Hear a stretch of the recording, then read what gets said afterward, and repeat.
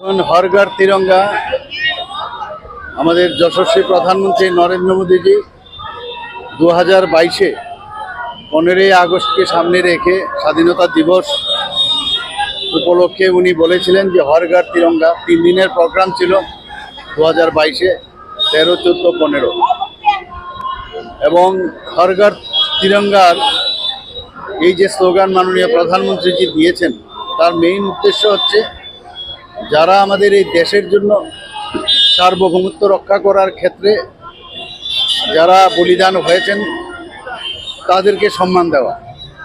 সেই উপলক্ষে উনি বলেছেন যে আমরা তো এত বছর ধরে আমাদের জাতীয় পতাকা উত্তোলন তো করেছি, কিন্তু 2022-এর যে স্বাধীনতা দিবসকে সামনে রেখে উনি যে স্লোগান দিয়েছেন হর ঘর তিরঙ্গা, অর্থাৎ প্রতিটি ঘরে আমাদের ন্যাশনাল ফ্ল্যাগ সবার উত্তোলন করতে হবে, সমস্ত স্কুল কলেজে করতে হবে, সামাজিক সংস্থা তাদেরও করতে হবে।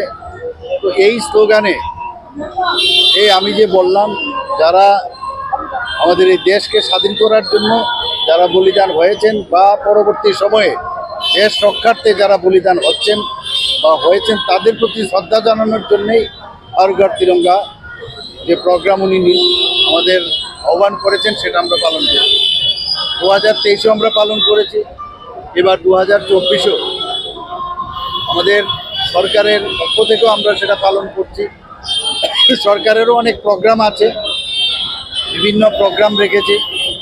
সেখানে আজকের যে আমরা এখানে স্বচ্ছ ভারত অভিযান যেটা আজকে করলাম আমরা এখানে, তো সমস্ত ত্রিপুরাতেই সেটা হবে। আজকে আমি এখানে যোগদান করেছি, আমার সাথে আমাদের মেয়র সাহেবও আছেন, অন্যান্য নেতৃবৃন্দও আছেন। তাছাড়া এখানে সাইক্লিং যেটা আছে,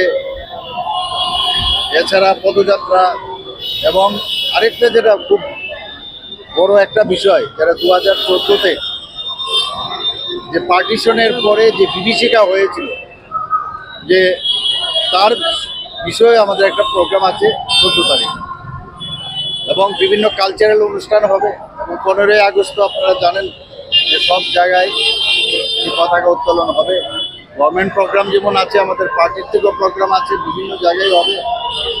কিন্তু মেইন যে উদ্দেশ্য সেটা হচ্ছে যে আমাদের দেশের প্রতি যে ভাবনা, রাষ্ট্রবাদী যে চিন্তাধারা এবং দেশাত্মক বোধের যে ভাবনা, সেটাকে জাগ্রত করা।